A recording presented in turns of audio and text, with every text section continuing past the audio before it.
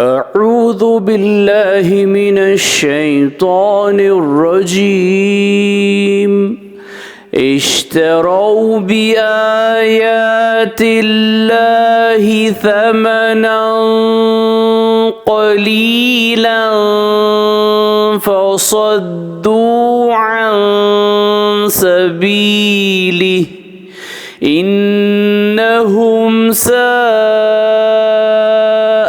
ما كانوا يعملون।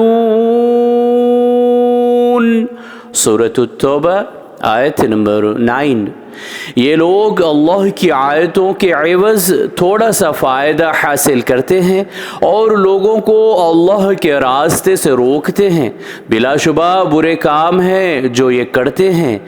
सदक़ल्लाहुल अज़ीम, अल्लाह अज़मत वाले ने सच फरमाया।